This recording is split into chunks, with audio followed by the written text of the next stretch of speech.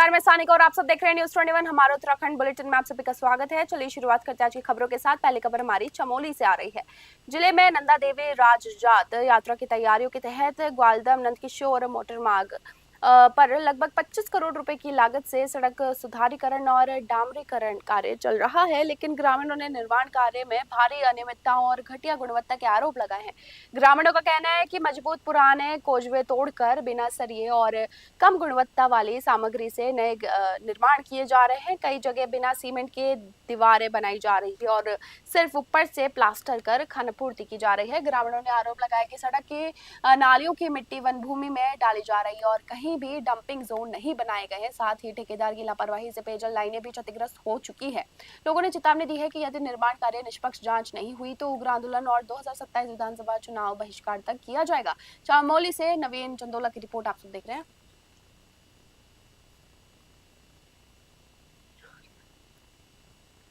हुई है कि कॉजवे में वो क्या कहते हैं कुछ कमी पेशी कर रहा है गुणवत्ता में, और क्या कहते हैं एक उसमें शिकायत प्राप्त हो रही है कि मग डंपिंग में वो अपने चिन्हित स्थल पे ना करते हुए कहीं और स्थल पे कर रहा है। उमेश राम, ग्राम सरकोट, पोस्ट ऑफिस नंदी केसरी का। इसमें सर पहले तो यह है कि नंदी केसरी ग्वालदम मोटर मार्ग में लगभग 25 करोड़ का काम मतलब वो हो रखा है। 25 करोड़ का काम मतलब विभाग ने, सरकार ने दे रखा है यहाँ काम करने के लिए। ग्वालदम से लेकर नंदी केसरी रोड पर कार्य चल रहा है। कहीं ना कहीं जो सरकारी धन का दुरुपयोग हो रहा है, तो इस विषय को लेकर आज हमारे ज्येष्ठ प्रमुख जी और तमाम जनप्रतिनिधि उप जिलाधिकारी थराली और एक्शन थराली से मिले। सुनीता तिवारी है, मैं ग्राम प्रधान सरकोट की। मैं उसके बारे में कहना चाहती हूँ, जो हमारे 18 किलोमीटर नंदी केसरी मोटर मार्ग है ग्वालदम, जैसे कि यहाँ पर PWD लोक निर्माण विभाग के द्वारा जो काम किया जा रहा है उसमें कोई। जिले के देवाल ब्लॉक में मेलखेत हाइड्रो प्रोजेक्ट को लेकर बड़ा विवाद खड़ा हो गया। स्थानीय ग्रामीणों ने परियोजना कंपनी पर पिंडर नदी में भारी मशीनों से अवैध खनन और NGT के पर्यावरण नियमों की खुलेआम अनदेखी करने का आरोप लगाया है। ग्रामीणों का कहना है कि मेलखेत, नलधुरा और बोरागाड़ क्षेत्र में 9 से ज्यादा पोकलेन मशीनों से लगातार नदी का दोहन किया जा रहा है, जिससे नदी के अस्तित्व और जलीय जीवों पर खतरा मंडरा रहा है।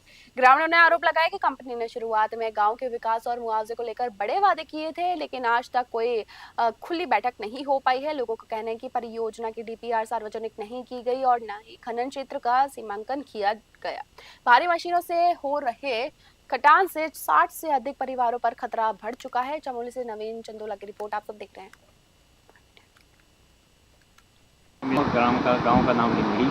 काफ़ी परेशानियों का सामना करना पड़ रहा है सर, जैसे कि अभी बरसात में नदी आएगी तो टूट फूट का डर है, और जो इन्होंने अपना नाले का जो लूप कर रखा है वो गांव की तरफ जा रहा है, जो कि सरासर गलत है। अवैध तरीके से काम किया जा रहा है नदी का सीना। सर इसमें मैं यही कहना चाहूँगा कि ये जो कंपनी ने जो है जो गड्ढे बनाए हुए हैं यहाँ पर खनन कर रखा है अपने जो है मन मर्जी से, कल के डेट में जो है यहाँ पर नदी आएगी या बाढ़ आएगा या जो है खुदा न खासा बादल जो है वो होंगे तो हमारे गांव की तरफ जो है नुकसान भी है। रमेश चंद जोशी है, मैं ग्राम लिंगड़ी का रहने वाला हूँ। हाँ जी, इसमें जो है कोई परमिशन गांव से कुछ परमिशन नहीं ली गई है। ये अपने मन मर्जी से इन्होंने ये कार्य किया है और इसमें सारा खलन, सारे पत्थर, सारा मेटल सब अपनी उससे जो है दादागिरी के वजह से इन्होंने। डोईवाला के मरकम ग्रांड बुल्लावाला स्थित कंबोज मोहल्ला में ग्राम समाज की जमीन पर कथित कब्जे को लेकर प्रशासन हरकत में आ गया। शिकायत मिलने के बाद प्रशासनिक टीम मौके पर पहुंची और भूमि का निरीक्षण किया गया। इस दौरान ग्राम प्रधान परिविंदर सिंह और क्षेत्रीय लेखपाल सत्यपाल ने भी स्थल का जायजा लेकर संबंधित जानकारी जुटाई। स्थानीय लोगों का आरोप है कि ग्राम समाज की जमीन पर अवैध रूप से बाउंड्री वॉल बनाकर खेती बुवाई की जा रही है। ग्रामीणों का कहना है कि पूर्व में प्रशासन द्वारा इस भूमि को कब्जा मुक्त कराया गया था, लेकिन अब दोबारा कब्जे की शिकायत सामने आने लगी है। ग्राम प्रधान परमिंदर सिंह ने बताया कि मामले की जांच की जा रही है। संबंधित व्यक्ति ने 2 दिन के भीतर भूमि से जुड़े दस्तावेज प्रस्तुत करने का भरोसा भी दिलाया है। प्रशासन का कहना है कि दस्तावेजों की जाँच के बाद नियम अनुसार आगे की कार्रवाई की जाएगी। फिलहाल पूरे मामले पर स्थानीय लोगों की नजर बनी हुई है। डोईवाला से आशीष यादव की रिपोर्ट आप सब देख रहे हैं।